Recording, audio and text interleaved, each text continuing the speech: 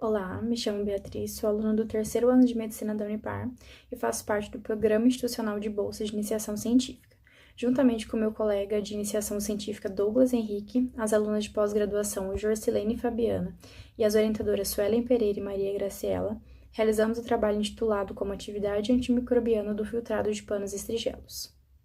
Bom, o fungo Panos estrigelos também é conhecido como Lentinus estrigelos e ele faz parte dos basidiomicetos da podridão branca, que são assim chamados por serem encontrados em madeira em decomposição. Esse fungo ele também é conhecido culturalmente por fazer parte da dieta de tribos indígenas da Amazônia. O Panos estrigelos, assim como os demais basidiomicetos, são considerados uma fonte importante de metabólitos secundários bioativos, que apresentam propriedades antioxidantes, antimicrobianas, anti-inflamatórias, antifúngicas, antivirais e podem produzir compostos citotóxicos que atuam como agente anticancerígeno e polissacarídeos imunomoduladores. Além disso, compostos como estrigelona A, lentinoide E e outros análogos já foram relatados a partir dessa espécie.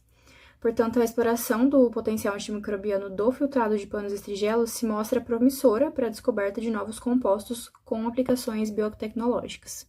Sendo assim, o objetivo desse trabalho foi avaliar a atividade antimicrobiana dos filtrados provenientes do cultivo de panos estrigelos na presença e na ausência de ferro contra bactérias de interesse clínico, sendo elas Staphylococcus aureus, Staphylococcus epidermidis, Escherichia coli e Salmonella typhi.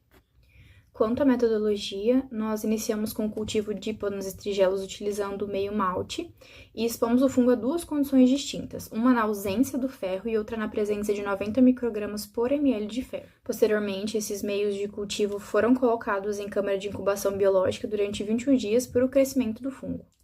Após esse período, fizemos a extração da biomassa seca e do meio de cultivo líquido residual, que é o filtrado.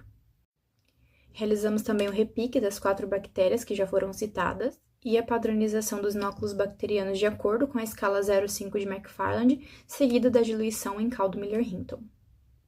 A microdiluição em caldo permitiu uma leitura para concentração inibitória mínima, que foi realizada com cloreto de trifeniltetrazólico a 1%, e os dados obtidos dessa leitura foram analisados estatisticamente por ANOVA com o teste de Tukey. Esses resultados foram transcritos para uma tabela. Nós podemos perceber que a concentração inibitória mínima variou de 12,5% a 50%. Tanto o filtrado sem ferro quanto o filtrado com ferro apresentaram atividades contra bactérias gram-negativas e contra gram-positivas. Se nós compararmos a atividade dos filtrados, o melhor resultado foi contra S. aureus, com inibição de 12,5% do filtrado com ferro.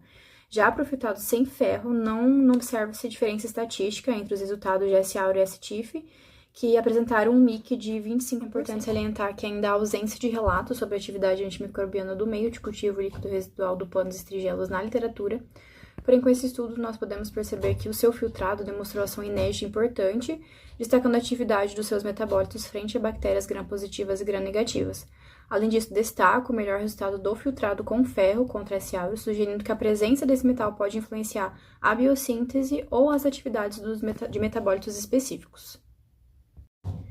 Portanto, a atividade encontrada no filtrado bruto, variando a concentração inibitória mínima de 12,5% a 50%, indica que o panos estrigelos produz metabólitos significativamente ativos com alto potencial biológico para ser utilizado em trabalhos futuros com o objetivo de desenvolver novos agentes terapêuticos. Concluímos, portanto, no nosso trabalho que o filtrado do crescimento de panos estrigelos apresenta atividade antimicrobiana significativa contra micro-organismos de relevância clínica, e especialmente quando se fala em Staphylococcus aureus, que teve sua inibição potencializada pela presença de ferro no meio de cultivo. Esses achados sugerem que o ferro pode atuar como modulador na biossíntese de metabólitos secundários, ampliando a eficácia antimicrobiana do fungo.